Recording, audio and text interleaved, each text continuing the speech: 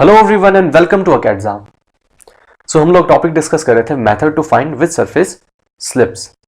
और last video में हम लोगों ने डिस्कस किया था कि इसका जो कंसेप्ट या फिर इसका जो प्रोसीजर है किसी भी क्वेश्चन को सॉल्व करने के लिए, उसके लिए मैंने आपको 4 सिंपल से स्टेप्स बताई थी और आपसे कहा था कि इन 4 सिंपल से स्टेप्स को आपको याद रखना है अगर आप किसी भी क्वेश्चन को एफिशिएंटली सॉल्व करना चाहते हैं। तो अब आज की वीडियो में हम क्या करेंगे, इन्हीं 4 स्टेप्स को हमें किसी क्वेश्चन में अप्लाई कैसे करना है ये सीखेंगे, या फिर ये माइंड में क्लिक कैसे होगा कोई भी क्वेश्चन आपके सामने आता है तो कि यहां पर ये कंसेप्ट यूज होने वाला है। इसी चीज को हम आज की वीडियो में डिस्कस करेंगे। तो अगर आपको ये सीखना है, ये लर्न करना है कि कैसे इस कंसेप्ट को हम अप्लाई करें, तो उसका सबसे बेस्ट तरीका क्या होगा कि हम कुछ क्वेश्चन सॉल्व करें जिसमें हम इस कॉन्सेप्ट को अप्लाई करेंगे और वहीं से हम सीखेंगे। तो यहां एक क्वेश्चन गिवन है, figure out will there be any sliding between the blocks और नॉट। तो एक सिंपल सी सिचुएशन गिवन है, हॉरिजॉन्टल सरफेस है जो कि एक स्मूथ सरफेस है जिस पर एक ब्लॉक रखा है ऑफ मास 10 kg और उस 10 kg पर 2 छोटे छोटे ब्लॉक्स रखे गए हैं जिनमें जो आगे वाला ब्लॉक है उसका मास है 4 kg और जो पीछे वाला है वो 8 kg का है। 8 kg और 10 kg के बीच की जो सरफेस है उसका कोएफिशिएंट ऑफ फ्रिक्शन गिवन है आपको 0.3 और सिमिलरली 4 kg और जो 10 kg है उसके बीच का जो सरफेस है उसका कोएफिशिएंट ऑफ फ्रिक्शन गिवन है आपको 0.1। यहां पर कितना 0.3 और यहां पर 0.1 और जो 10 kg है ब्लॉक उस पर एक एक्सटर्नल फोर्स अप्लाइड है 44 न्यूटन का। तो आपसे पूछा गया है कि इस सिचुएशन में इस सिस्टम में कोई भी ब्लॉक्स के बीच में स्लाइडिंग होगी कि नहीं होगी, ये फिगर आउट करना है आपको।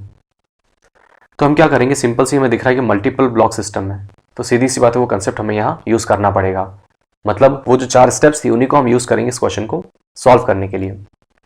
तो जो पहली स्टेप है उसमें हम क्या करते हैं, ये अज्यूम करते हैं कि जो पूरा सिस्टम है उसमें कोई भी स्लाइडिंग नहीं होने वाली है।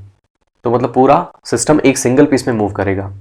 तो उसके लिए हम क्या करेंगे, इस पूरे सिस्टम को एक सिंगल ब्लॉक से रिप्लेस कर देंगे जिसका मास कितना होगा इन सभी ब्लॉक्स के मास के सम के इक्वल। तो कितना हो जाएगा 8 + 10 + 4 मतलब 22 kg और फोर्स कितना अप्लाइड इस पर, ऑब्वियसली 44 न्यूटन। और फर्स्ट स्टेप में हमें क्या फाइंड करना होता है, इसका एक्सेलरेशन, कॉमन एक्सेलरेशन। तो वो कितना हो जाएगा 44/22 मतलब 2 मीटर/सेकंड स्क्वायर। तो ये हमने फाइंड कर लिया इस पूरे सिस्टम का कॉमन एक्सेलरेशन। अब सेकंड स्टेप में हम क्या करते हैं, पहले तो फिगर आउट करते हैं उन ब्लॉक्स को जिन पर एक्सटर्नल फोर्स डायरेक्टली अप्लाइड नहीं है। तो वो ब्लॉक्स कौन से हैं, 8 और 4 kg। अभी जो 8 और 4 kg वो भी डेफिनेटली इसी एक्सेलरेशन से मूव कर रहे हैं, ऐसा हमने इमेजिन किया है। तो कुछ ना कुछ फोर्स वहां पर प्रेजेंट होगा उन पर जो कि इतना एक्सेलरेशन उन्हें प्रोवाइड करवा रहा है। उसी फोर्स की हमें वैल्यू फाइंड करनी है और उसे हम क्या कहेंगे, रिक्वायर्ड फोर्स। तो 8 kg के लिए 8 kg के लिए फाइंड करते हैं सबसे पहले। एक्सेलरेशन कितना है इसका 2 मीटर/सेकंड स्क्वायर। तो उसका जो रिक्वायर्ड फोर्स होगा जो कि इतना एक्सेलरेशन प्रोवाइड करेगा इसे, उसको मैं डिनोट कर देता हूं लेट्स से F8 से। तो उसी की वैल्यू हम कैसे फाइंड करेंगे, with help of Newton second law mass into acceleration. Sorry, F = mass into acceleration. तो मास कितना है इस ब्लॉक का 8, एक्सेलरेशन कितना है 2 and that will be equal to 16 newton. तो ये कौन सा फोर्स है, इस ब्लॉक को ये एक्सेलरेशन प्रोवाइड करने के लिए जो रिक्वायर्ड फोर्स है उसकी वैल्यू 16 न्यूटन। सिमिलरली 4 kg के लिए फाइंड कर लेंगे हम, उसका भी एक्सेलरेशन कितना है 2 मीटर/सेकंड स्क्वायर और रिक्वायर्ड फोर्स कितना होगा उस पर, उसको डिनोट कर देता हूं मैं F4 से। तो उसकी वैल्यू भी हम सिमिलरली इसी फॉर्मूला से फाइंड कर लेंगे। मास कितना उसका 4, एक्सेलरेशन कितना है 2 and that will be equal to 8 newton. तो हमने क्या फाइंड कर ली, दोनों ही ब्लॉक को इस एक्सेलरेशन से मूव करवाने के लिए जो रिक्वायर्ड फोर्स की वैल्यू वो हमने फाइंड कर ली। सेकंड स्टेप हमारी कंप्लीट। थर्ड स्टेप में हमने क्या फाइंड करना है कि जो दोनों ब्लॉक्स हैं उन्हें जो रिक्वायर्ड फोर्स सप्लाई करेगा वो फोर्स कौन सा और उसकी मैक्सिमम वैल्यू कितनी है। तो हमें पता है कि यहाँ पर ये जो फ्रिक्शन फोर्स है इन दोनों ब्लॉक्स के बीच में, या फिर 10 kg और 8 और 4 kg और 10 के बीच में जो फ्रिक्शन फोर्स है वही इन दोनों को रिक्वायर्ड फोर्स सप्लाई करने वाला है। तो उसकी मैक्सिमम वैल्यू हमने फाइंड करनी है। तो सबसे पहले हम क्या करेंगे, 8 kg पर जो फ्रिक्शन फोर्स एक्ट हो रहा है उसकी मैक्सिमम वैल्यू फाइंड करेंगे। फ्रिक्शन फोर्स ऑन 8, उसकी कौन सी maximum value, and that will be equal to obviously mu times N के इक्वल। तो म्यू की वैल्यू कितनी है वहां पर 0.3। नॉर्मल रिएक्शन कितना है, तो 8 kg पर नॉर्मल रिएक्शन किसके इक्वल होगा, ऊपर नॉर्मल रिएक्शन, नीचे क्या हो जाएगा इसका वेट mg। सो 0.3 इंटू mg हो जाएगा।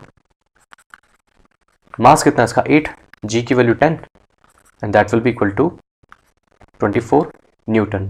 तो ये हमने फाइंड कर लिया 8 kg पर जो मैक्सिमम फ्रिक्शन अप्लाई होगा उसकी वैल्यू। सिमिलरली हम 4 पर भी फाइंड करेंगे मैक्सिमम फ्रिक्शन की value, will be equal to same formula mu times N, और यहां पर भी एन की वैल्यू हम फाइंड कर लेंगे, एन ऊपर 4 kg पर नीचे क्या लगेगा mg। तो सिमिलरली एन की म्यू की वैल्यू कितनी 0.1 इंटू एन क्या हो जाएगा mg के इक्वल। सो 0.1 इंटू मास कितना है 4 इंटू जी की वैल्यू 10। तो इसको सॉल्व करेंगे तो हमें क्या मिल जाएगा 4 न्यूटन। तो हमने दोनों ही फ्रिक्शन की मैक्सिमम वैल्यूज को फाइंड कर लिया। तो ये हमारी हो गई थर्ड स्टेप। अब फोर्थ स्टेप में हम क्या करते हैं, हम कंपेयर करते हैं फ्रिक्शन की मैक्सिमम वैल्यू को और रिक्वायर्ड फोर्स को। क्यों? क्योंकि रिक्वायर्ड फोर्स को सप्लाई कौन करेगा, यही फ्रिक्शन तो सप्लाई करेगा। तो अब हमें यहां पर कंपेयर करना है कि फ्रिक्शन उतना सफिशिएंट है कि नहीं सप्लाई करने के लायक। तो जो 8 kg है उस पर कितना रिक्वायर्ड फोर्स है 816 न्यूटन, और यहां पर जो मैक्सिमम फ्रिक्शन की जो लिमिट है वो है 24 न्यूटन। तो डेफिनेटली यहां पर फ्रिक्शन सफिशिएंट है, वो सप्लाई कर लेगा 16 न्यूटन। अब अगर सप्लाई कर लेगा तो ये ब्लॉक जो है 8 kg वो 10 kg पर स्लाइड नहीं होगा। ठीक है। और जो सेकंड ब्लॉक है 4 kg उसके लिए रिक्वायर्ड फोर्स है 8 न्यूटन, बट यहां जो फ्रिक्शन की जो मैक्सिमम वैल्यू वो कितनी 4 न्यूटन, मतलब इतना सफिशिएंट नहीं है फ्रिक्शन। तो जब इतना सप्लाई नहीं कर पाएगा 8 न्यूटन के इक्वल, तो फिर ये 4 kg क्या करेगा 10 kg पर स्लाइड होने की इसकी टेंडेंसी आ जाएगी। तो हम क्या बोल सकते हैं 4 kg स्लाइड करेगा। बट यहां हमें तो ये भूलना नहीं कि 8 kg और जो 4 kg है वो दोनों ऐसे सटा करके रखे हुए हैं एक दूसरे के जस्ट पास में, 4 आगे और 8 पीछे। तो अब यहां हमें क्या करना पड़ेगा, थोड़ा और एनालाइज करना पड़ेगा। क्यों? क्योंकि यह 4 kg क्या होगा, उसका एक्सेलरेशन इतना सफिशिएंट नहीं है, मतलब उसका जो फ्रिक्शन फोर्स इतना सफिशिएंट नहीं कि उसको आगे की तरफ मूव करवा सके विद दिस एक्सेलरेशन। तो वो क्या हो जाएगा, पीछे की तरफ उसके स्लाइड होने की टेंडेंसी स्टार्ट हो जाएगी। बट पीछे कौन रखा हुआ है, 8 kg का ब्लॉक रखा हुआ है। तो 8 kg क्या करेगा, इसको थोड़ा आगे की तरफ पुश करने की कोशिश करेगा। क्यों? अब उसको समझने के लिए एक थोड़ी सी एनालॉजी क्रिएट कर लेते हैं हम। लेट्स से कि 4 लोग ऐसे क्यू में खड़े हुए हैं और आप यहां पर थर्ड पर्सन हो ऐसे, ठीक है। और आपके आगे वाला जो इंसान है वो किस वेलोसिटी से मूव कर रहा है, लेट्स से 1 मीटर पर सेकंड से। बट आपकी जो क्यू है, आप और आपके जो पीछे वाले लोग हैं वो सब मूव करना चाहते हैं 2 मीटर पर सेकंड की स्पीड से। बट आप तभी मूव कर पाओगे जब आपके आगे वाला जो पर्सन है वो मूव करेगा इतनी स्पीड से, क्योंकि वही तो रोक रहा है आप सभी को। तो आप क्या करोगे, इस पर एक फोर्स लगाना स्टार्ट कर दोगे आगे वाले पर्सन पर, और उसको मूव करवाने के लिए आप बाध्य कर दोगे या फिर उसको फोर्स करोगे आप कि वो भी इसी वेलोसिटी से मूव करेगा। तभी कौन सी वेलोसिटी से, सॉरी 2 मीटर पर सेकंड वेलोसिटी से मूव करेगा अगर आगे वाला इंसान, तभी आप सभी लोग इसी वेलोसिटी से मूव कर पाओगे। तो यहां पर भी क्या हो रहा है, 4 kg जो ब्लॉक है वो पीछे की डायरेक्शन में, मतलब कम एक्सेलरेशन इसका और 8 का ज्यादा एक्सेलरेशन है। तो 8 क्या करेगा, उसको फोर्स लगाएगा आगे की डायरेक्शन में ताकि वो भी सेम एक्सेलरेशन से मूव कर जाए। बट क्वेश्चन ये है कि क्या 8 kg इतना सक्षम है, कर पाएगा कि नहीं कर पाएगा। तो उसके लिए हमें क्या पता है कि 8 kg इस पर जो फोर्स अप्लाई करेगा वो किसके थ्रू करेगा, नॉर्मल रिएक्शन एग्जैक्टली, है ना।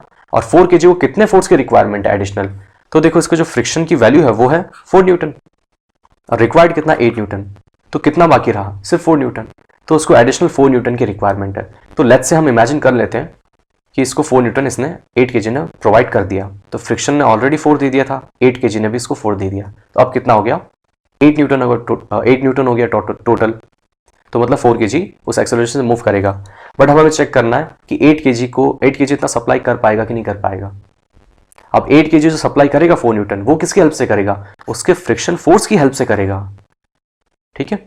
अगर उसका मैं FBD बनाऊं हॉरिजॉन्टल डायरेक्शन में, तो 8 kg जो ब्लॉक है उस पर पीछे की डायरेक्शन में नॉर्मल रिएक्शन लगेगा, और जो 4 kg है उसमें आगे की डायरेक्शन में नॉर्मल रिएक्शन लगेगा। और उस नॉर्मल रिएक्शन की वैल्यू कितनी हो जाएगी 4, और यहां पर भी कितना हो जाएगा, N will be equal to 4। और ऑलरेडी फ्रिक्शन इस पर लग रहा है 4, तो टोटल कितना हो जाएगा इस पर 8 न्यूटन। तो इसका काम तो बन गया। अब जो पीछे वाला ब्लॉक है उस पर फ्रिक्शन जो यहाँ पर लग रहा है वो कितना होना चाहिए ताकि ये भी उसी एक्सेलरेशन से मूव करे। तो उसके लिए हमें क्या पता है कि 16 न्यूटन तो पहले लग रहा था रिक्वायर्ड, बट अब 4 न्यूटन पीछे की तरफ इस पर आ चुका, तो उसको भी बैलेंस करने के लिए फ्रिक्शन को अपनी वैल्यू इंक्रीज करनी होगी कि कब तक, 20 न्यूटन तक।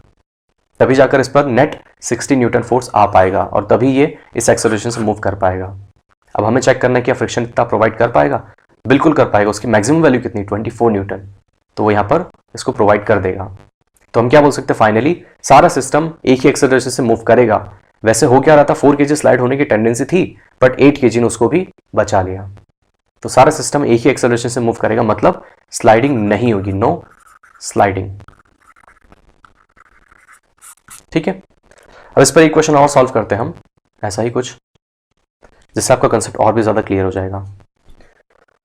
यह क्वेश्चन गिवन है, if a time varying force is applied on upper block as shown, then find out the time for which there will not be any slipping between the blocks. तो एक almost वैसी सिचुएशन given है, horizontal surface जो कि smooth है, जिस पर 4 kg का ब्लॉक रखा है, उसके ऊपर एक 2 kg का ब्लॉक रखा है, 4 और 2 के बीच की सरफेस है, उसका कोएफिशिएंट ऑफ फ्रिक्शन गिवन है 0.5 के इक्वल, और जो 2 kg ब्लॉक है उस पर एक फोर्स अप्लाइड है, जो कि एक कैसा फोर्स है, वेरिंग फोर्स है, जो कि टाइम पर डिपेंड करता है, जैसे जैसे टाइम चेंज होगा वैसे वैसे फोर्स चेंज होगा। तो आपसे पूछा गया है कि वो टाइम की वैल्यू बताओ जहां पर इन दोनों ब्लॉक्स के बीच में स्लाइडिंग स्टार्ट हो जाएगी, या फिर वो टाइम बताओ जहां तक ये दोनों साथ में मूव करेंगे। तो यहां पर भी क्या स्लाइडिंग वाला केस है तो यहां भी हम ये क्वेश्चन थोड़ा सा डिफरेंट है ना, तो हम क्या करेंगे, स्टेप्स थोड़ी सी ऊपर नीचे हो सकती है बट कंसेप्ट वही रहेगा। तो पहले स्टेप में हम क्या करेंगे, इसको पूरे को अज्यूम करेंगे हम क्या, एक सिंगल ब्लॉक की तरह। तो मास कितना हो जाएगा टोटल 6 kg, फोर्स कितना लग रहा है इस पर 2 × t के इक्वल। तो एक्सेलरेशन कितना फाइंड कर लेंगे हम इजीली, 2t / 6 मतलब t/3। अब हमें पता है कि स्लाइडिंग होने की टेंडेंसी किसकी है, 4 की, डेफिनेटली, ठीक है। तो 4 kg जो मूव करेगा वो भी किस एक्सेलरेशन से मूव करेगा, t/3 से। हम ये अब अज्यूम कर रहे हैं कि सारा सिस्टम एक ही एक्सेलरेशन से मूव कर रहा है। तो जो 4 kg है उसका एक्सेलरेशन भी कितना हो जाएगा, t/3 मीटर/सेकंड स्क्वायर। तो उसके लिए उसको रिक्वायर्ड फोर्स की जरूरत पड़ेगी, और वो फोर्स कितना होगा, लेट्स से कैपिटल F। तो उसकी वैल्यू हम फाइंड कर सकते हैं easily, that will be equal to Newton second law, mass into acceleration. Mass कितना है 4, सो 4 टाइम्स एक्सेलरेशन कितना है, t/3। तो ये हो गया इसका रिक्वायर्ड फोर्स, जो कि उसको ये एक्सेलरेशन प्रोवाइड करेगा। अब यहां पर जो सिचुएशन दी है वो कैसी सिचुएशन है कि ये जो फाइनल हमें t की वैल्यू फाइंड करनी है, जिसके लिए स्लाइडिंग इन दोनों ब्लॉक्स में होना स्टार्ट हो जाएगी। तो जब स्लाइडिंग होना स्टार्ट हो जाएगी तो मैं ये बोल सकता हूं कि 2 kg और 4 kg के बीच का जो फ्रिक्शन फोर्स है वो अपनी मैक्सिमम वैल्यू पर होगा, क्योंकि स्लाइडिंग को वो कोशिश करेगा पूरी रोकने की, और जब होने ही वाली है तो वहां पर डेफिनेटली वो अपनी मैक्सिमम वैल्यू पर होगा, और वो जो फ्रिक्शन फोर्स है वही तो इस रिक्वायर्ड फोर्स को फुलफिल करेगा। तो हम क्या बोल सकते हैं, ये जो रिक्वायर्ड फोर्स है वो किसके इक्वल होगा, फ्रिक्शन की मैक्सिमम वैल्यू के इक्वल होगा। So F will be equal to F maximum, और हमें क्या करना है, बस उस F मैक्सिमम की वैल्यू फाइंड करनी है और सिंपली यहाँ पर इक्वेट करना है। सो F मैक्सिमम कितना होगा, will be equal to FM mu times n के इक्वल। म्यू की वैल्यू पता है हमें कितना, 0.5। n की वैल्यू कैसे हम फाइंड कर सकते हैं, तो 2 kg के ऊपर, सॉरी 4 kg के ऊपर ब्लॉक रखा हुआ है 2 kg, वही तो नॉर्मल रिएक्शन प्रोवाइड करेगा यहाँ पर। तो उसका नॉर्मल रिएक्शन किसके इक्वल हो जाएगा, उसके वेट के इक्वल, mg, मतलब कितना 2 × 10 20 न्यूटन। सो n की वैल्यू कितनी हो जाएगी, 20 न्यूटन। सो यहाँ से हम इजीली फाइंड कर सकते हैं कितना हो जाएगा maximum friction force, that will be equal to 10। So this capital F should be equal to 10, और कैपिटल F की वैल्यू ये रही, तो यहाँ पुट कर देंगे। तो यहाँ से हमें क्या मिलेगा, 4 × t/3 will be equal to 10। इसको अगर आप सॉल्व करोगे तो t की वैल्यू आ जाएगी 7.5 सेकेंड। तो हम ऐसा बोल सकते हैं कि t की वैल्यू जब 7.5 होगी तब ये जो फोर्स है वो सफिशिएंट हो जाएगा कि इनके बीच की स्लाइडिंग को वो स्टार्ट कर देगा।